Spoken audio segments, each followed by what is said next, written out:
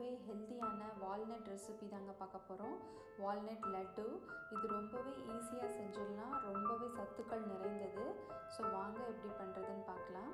ஒரு 400 கிராம் அளவுக்கு வால்நட் நான் எடுத்திருக்கேன். நம்ம இது கோர்ஸாக அந்த மாதிரி அரைச்சி எடுத்துக்கலாம். ரொம்ப நைஸாக அரைக்காமல் கொஞ்சம் துகளாக இருக்கிற மாதிரி நம்ம அரைச்சி எடுத்துக்கலாம். இது கூடவே டெசிகேட்டட் கோகோனட் 1 கப் எடுத்திருக்கேன், அதாவது 250 கிராம் இருக்கும்.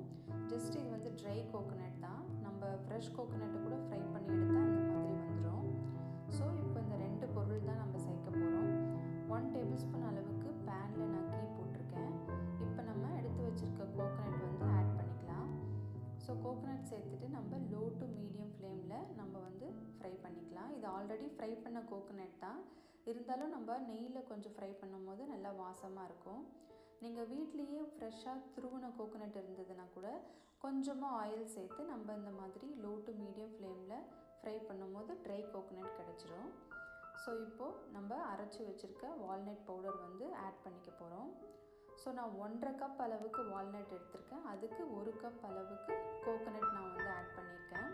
ஸோ உங்களுக்கு இவ்வளோ கோகோனட் வேண்டாம் அப்படின்னா நீங்கள் பீனட் பவுடர் கூட ஆட் பண்ணிக்கலாம். பீனட்டு இந்த மாதிரி வறுத்த வேர்க்கடலையை பாதி அளவுக்கு கோகோனட் ஸ்கிப் பண்ணிவிட்டு வறுத்த வேர்க்கடலை நம்ம ஆட் பண்ணிக்கலாம்.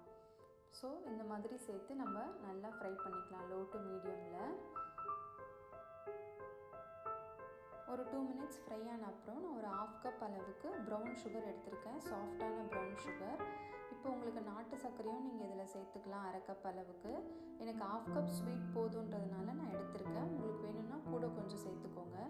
ஸோ நம்ம ப்ரௌன் சுகர் சேர்த்து நம்ம ஃப்ரை பண்ணி விட்டுடலாம். ஸோ அந்த சுகர்லாம் அந்த வால்நட்டில் கொஞ்சம் மெல்ட் ஆகும், நம்மளுக்கு ஒரு மாய்ஸ்சர் கிடைக்கும். இப்போது வாசமாக இருக்கணுன்றதுக்காக ஏலக்காய் தூள் நான் சேர்த்துருக்கேன், ஒரு 1/2 டீஸ்பூன் அளவுக்கு ஏலக்காய் தூள். கூடவே 1 டேபிள் ஸ்பூன் அளவுக்கு கீ நான் ஆட் பண்ணிக்கிறேன்.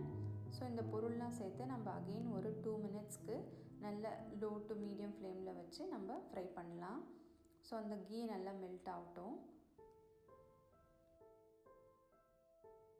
ஸோ அவ்வளோதான், நல்லா 2 to 3 மினிட்ஸ் ஃப்ரை பண்ணி விட்டுட்டு நம்ம ஃப்ளேம் ஆஃப் பண்ணி செப்பரேட்டாக எடுத்து வச்சிடலாம் பிளேட்டில். கொஞ்சம் வார்மாக இருக்கும் போது நம்ம லட்டு பிடிக்க ஸ்டார்ட் பண்ணிடலாம்.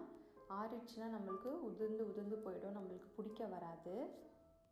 நெய் நம்ம சேர்த்துருக்கிறதுனால நல்ல மாய்ஸ்சர் இருக்குது, ஸோ நம்மளுக்கு நல்லா பிடிக்க வந்துடும் வார்மாக இருக்கும் போது.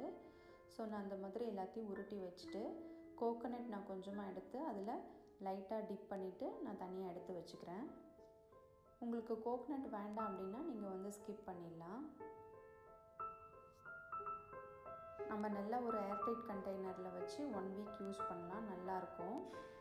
ஸோ அகெயின் நம்ம அதே மாதிரி ரெஸ்ட் ஆஃப் த வால்நட்ஸ்லாம் நம்ம பிடிச்சி வச்சுக்கலாம்.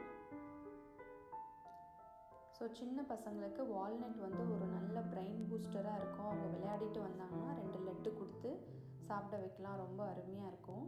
ஸோ நீங்கள் கண்டிப்பாக செஞ்சு பாருங்கள். எப்படி இருந்ததுன்னு கமெண்ட் பண்ணுங்கள், மறக்காமல்